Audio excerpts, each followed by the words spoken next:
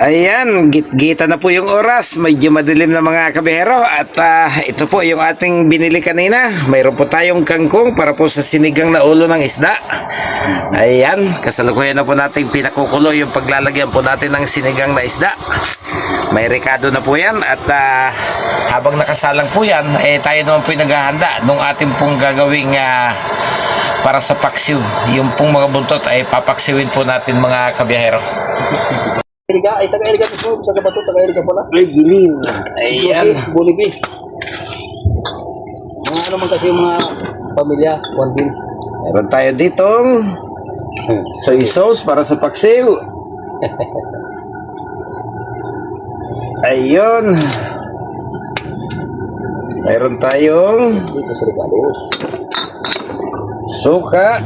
Sili.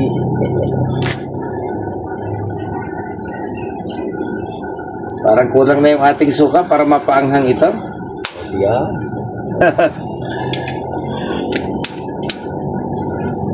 At kung gusto ng sausawan, mayroon pa rin po tayo ditong bagoong isda. Ayan. So, yung pong mga buntot lang yung ating papaksiwin at yung pong ulo ang ating sisigangin mga kabiyahero. Ito yung ating buhay kapag ang mga napupuntahan po nating lugar ay hindi po tayo kasama sa pagkain. Ayan, ikamada natin dito para isasalang na lang natin mamaya. Napagsalang na rin naman po tayo ng sinaing. Ayun. Hugas kamay.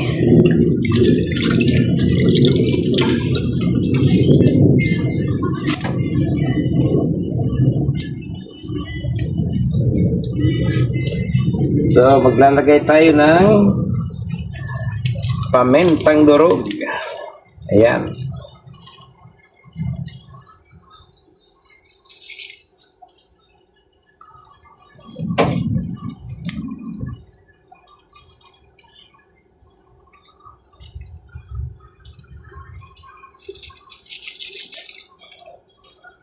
Ayun.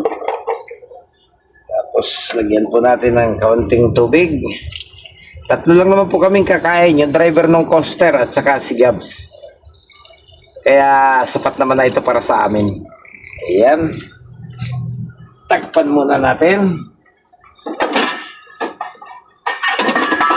Takpans. Ayun.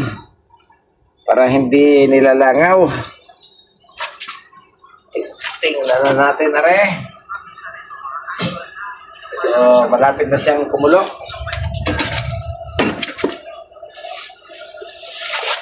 Ewan din tayo dito. Magic sarap.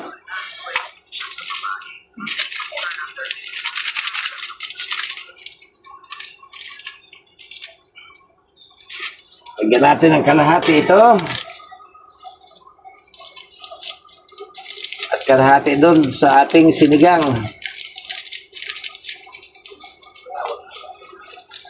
Okay. Kalahati din dito sa sinigang.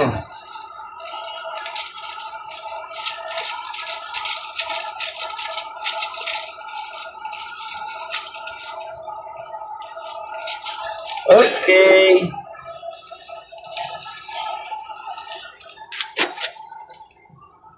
So, susunod nating hugasan po ay ang ating mga kalamansi.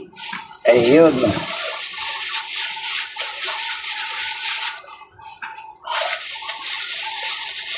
Ay tayo ng kalamansi para sa ating sinigang.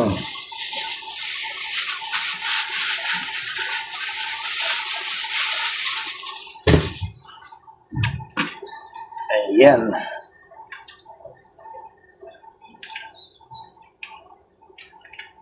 Pag malapit ng maluto mamaya, saka na lang po natin ipipiga yung ating kalamansi. Standby muna, may kasunod pa.